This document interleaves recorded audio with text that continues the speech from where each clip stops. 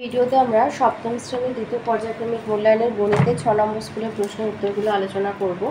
এখানে একের আয়তে দিয়েছে 3.4995, এর 3 দশমিক স্থান পর্যন্ত আসন্ন মান, তার মানে দশমিকের পরে 3 ঘর। তো এখানে দশমিকের পরে যেহেতু 3 ঘর বলেছে, তাই 4 নম্বর ঘরে কি আছে আমরা দেখব। তো 5 আছে, সেই জন্য 9টা বেড়ে 1 হয়ে গেলে 10-এর 0, এটা বেড়ে বেড়ে 1 হয়ে হাতে 1, আবার 10-এর 0 হাতে 1, এটা 5 হয়ে যাবে, তার মানে 3.5 হবে আসন্ন মানে। আয়তে দিয়েছে এক্সকে দুটি বর্গের অন্তররূপে প্রকাশ করো। তো এক্স মানে এর সাথে ধরে নেবে একটা 1 আছে, তাই লিখবে এক্স প্লাস 1/2 হোল স্কোয়ার, অন্তর মানে বিয়োগ, বিয়োগ এক্স মাইনাস 1/2 হোল স্কোয়ার।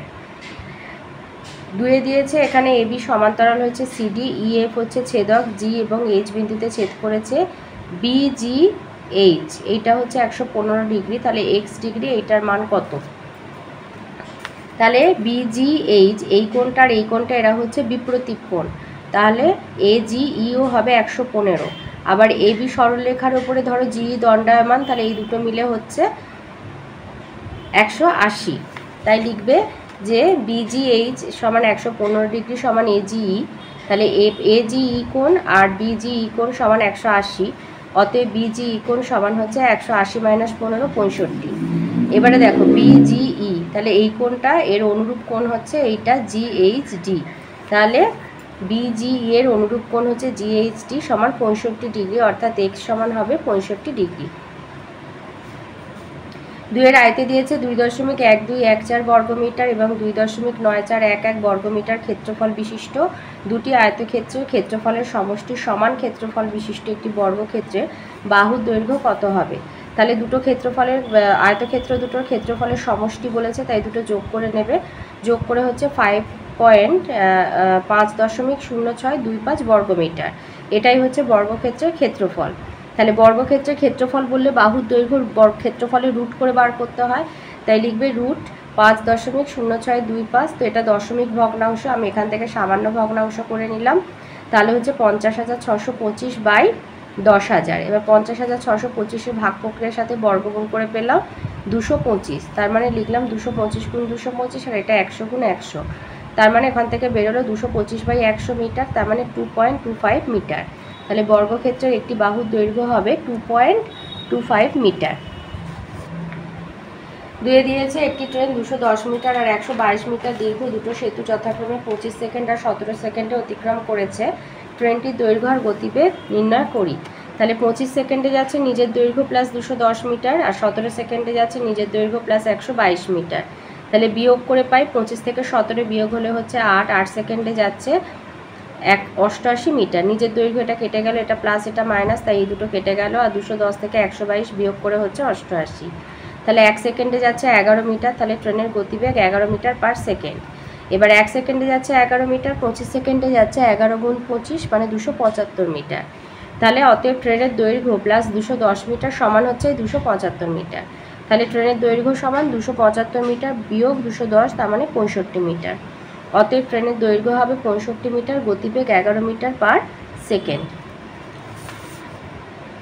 তিনে দিয়েছে করিম চাচার আয়তক্ষেত্রাকার জমির দৈর্ঘ্য হচ্ছে প্রস্থের 2 গুণ, আর জমির ক্ষেত্রফল 578 বর্গমিটার। করিম চাচার জমিটির দৈর্ঘ্য, প্রস্থ এবং পরিসীমা হিসাব করে লেখো।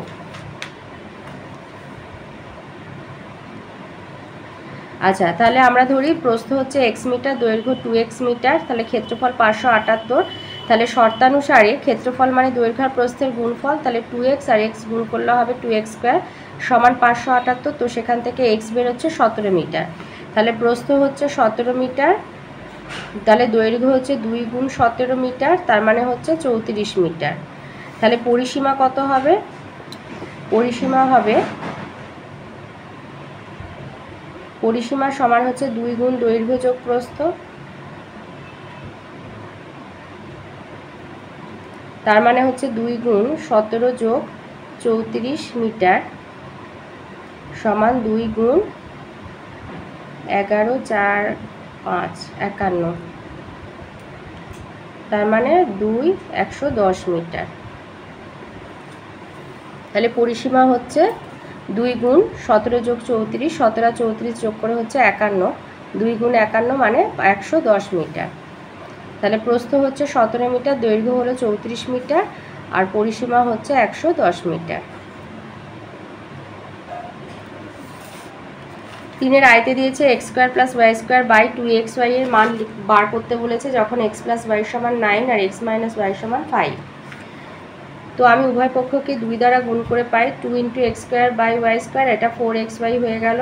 তাহলে এর সূত্র হচ্ছে X plus Y whole square plus X minus Y whole square, আর এর সূত্র 4ab X plus Y whole square minus X minus Y whole square.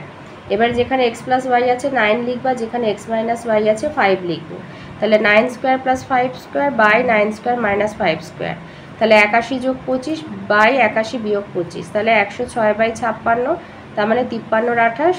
এটা অপ্রকৃত, এখান থেকে মিশ্র হয়ে গেলে 1 পূর্ণ 25-এর 28। 2 দিয়েছে A square plus B square সমান 5ab হলে A square by B square plus B square by A স্কোয়ারের মান কত? তো আমি এবিটাকে এখানে বাঁদিকে নিয়ে চলে আসলাম, তাই লিখলাম A square plus B square by AB সমান 5। এবার প্রত্যেকটাকে আলাদা আলাদা করে এবি দিয়ে ভাগ করে পাচ্ছি A by B plus B by A সমান 5। এবার উভয় পক্ষকে বর্গ করে পাচ্ছি, এটা এ প্লাস বি হোল স্কোয়ারের সূত্রে চলে গেলাম A square by B square plus 2ab into B by A plus B square by A square সমান 25। এগুলো কেটে গেল, তাহলে এখানে রয়েছে +2, এটা যখন ডান দিকে যাবে তখন মাইনাস হয়ে যাবে। তাই A square by B square plus B square by A square সমান 25 বিয়োগ 2 সমান 23। 3-এ দিয়েছে এক্স সমান A by A plus B by A আর ওয়াই সমান A by A minus B by A হলে X to the power 4 plus Y to the power 4 minus 2x square Y স্কোয়ারের মান কত?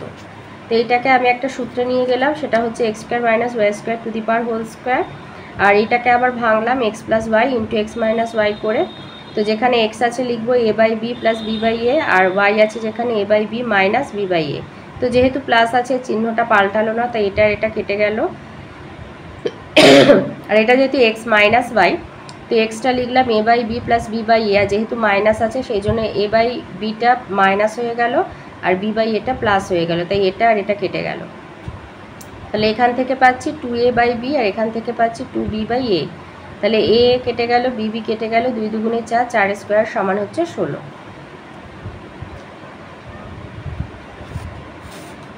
4-এর আয়তে বলেছে ডিইএফ একটি সমদ্বিবাহু ত্রিভুজ অঙ্কন করতে হবে। ইএফ বাহুর দৈর্ঘ্য 6.2 সেন্টিমিটার আর বাহু সংলগ্ন কোণ দুটির যোগফল হচ্ছে 100 ডিগ্রি। বাহু সংলগ্ন কোণ দুটির যোগফল হচ্ছে 100 ডিগ্রি। তাহলে ডিইএফ একটি সমদ্বিবাহু ত্রিভুজ অঙ্কন করতে বলেছে। ইএফ বলেছে ইএফ বাহুর দৈর্ঘ্য 6 সেন্টিমিটার, তাহলে ইএফ ধরো এটা যদি ই হয়, এটা যদি এফ হয়, তাহলে এটা হচ্ছে 6.2 হবে। এবারে এই দুটো বাহুকে আমার সমান করতে হবে, এটা হবে 50, এটা হবে 50। দুটো সমষ্টি বলেছে 100 ডিগ্রি করতে হবে।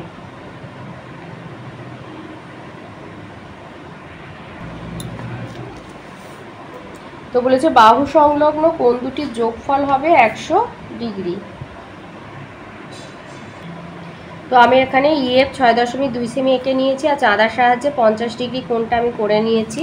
এবার যে কোনো মাপের একটা সরলরেখাংশ টানবো, সেখান থেকে 6.2 সেন্টিমিটার মাপ নিয়ে আমি কেটে নেব। এবার সমান বাহু দুটোর দৈর্ঘ্য কত হবে সেটা কিন্তু বলে দেয়নি। এরকম কেটে নিলাম, তবে এখান থেকে 6.2 সেন্টিমিটার মাপে সমান দৈর্ঘ্যের অংশ কেটে নেব।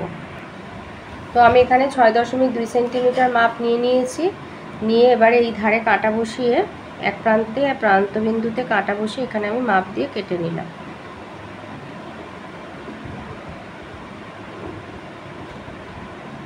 তাহলে এটা ই, এটা এফ।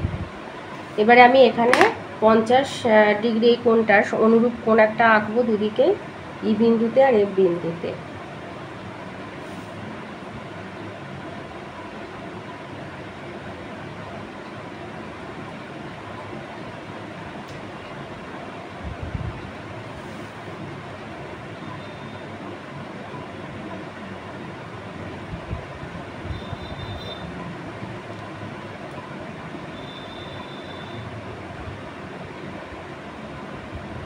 এই মাপটা নিয়ে নিয়েছি, এবার এখানে কাটা বসে এই ছেদবিন্দুতে কাটা বসে এখানে একটা দাগ দেব।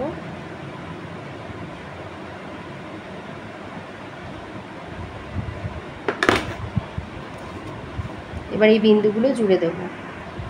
তো এখানে আমি নাম দিয়ে দেবো ডি, এটা হচ্ছে 50 ডিগ্রি, এটা 50 ডিগ্রি, আর এটা হচ্ছে 6.2 সেমি। এই আমার ত্রিভুজটা তৈরি হয়ে গেল। যেহেতু কোণ দুটো সমান, এই বাহু দুটোও সমান হবে।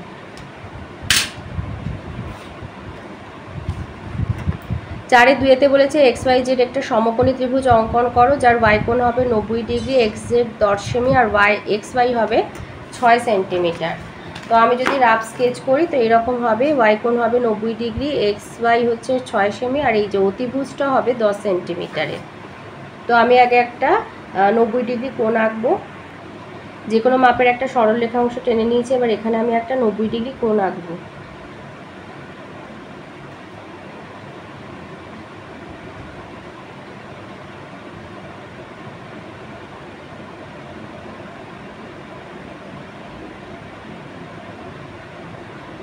এই কাটলাম।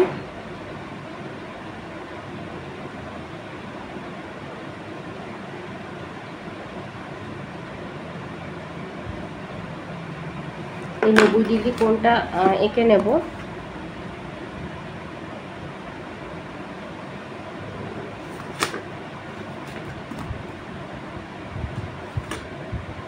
তোমরা অবশ্যই পেন্সিল ব্যবহার করবে। এবারে আমি 6 সেন্টিমিটার মাপের এই রেখাংশটা কেটে নেব।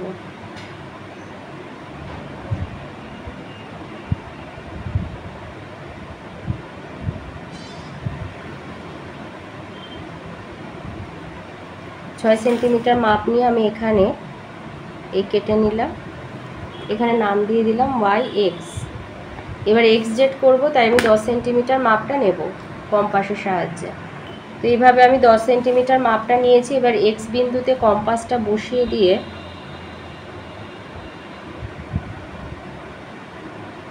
আমি ওপরে একটা এরকম বৃত্তচাপ এঁকে দেব। তাহলে এই যে ছেদবিন্দুটা পেলাম, এর নাম দিয়ে দেব জেড বিন্দু।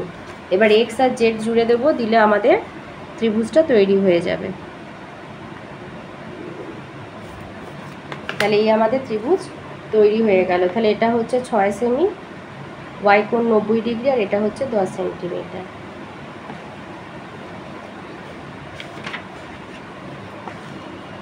পাঁচের আয়তে দিয়েছে একটা গ্রামে পরপর 4 বছরের পুরুষ আর মহিলার সংখ্যার তথ্য নিচে টেবিলে দেওয়া হয়েছে। এবার দ্বিস্তম্ভ চিত্র লেখচিত্রের মাধ্যমে প্রকাশ করতে বলেছে।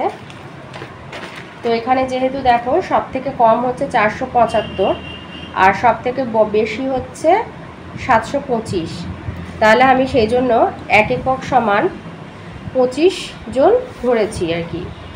এক একক সমান 25 জন ধরে, যে 25, 50, 75, 100, আবার 125, 150, 175, 200 এইভাবে আমি স্কেলটা করেছি। তো করে স্তম্ভচিত্রটা তৈরি করেছি। নিচে বছর আর এদিকে হচ্ছে পুরুষ আর মহিলার সংখ্যার স্কেলটা। আর নিচে এখানে লিখে দেবে এটা হচ্ছে পুরুষের সংখ্যা, এটা হলো মহিলার সংখ্যা, আর এক একক সমান 25 জন। স্কেলটা আমি 25 দিয়ে ধরে করেছি। 2 আর একটা স্তম্ভচিত্র রয়েছে, যেখানে দিয়েছে আহিরি টোলার এক উমরে 4 মাসে মাটির পুতুল আর সোলার পুতুল তৈরির তথ্য দেওয়া হয়েছে। তো এখানে দেখো সব থেকে কম হচ্ছে 600 আর সব থেকে বেশি হচ্ছে 1000 আর 50, এখানে 25 কেউ নেই। তাই জন্য আমি এখানে এক একক সমান 50 ধরেছি, 50টি পুতুল। এই 50, 100, 150, 200, 250, 300 এইভাবে ধরেছি।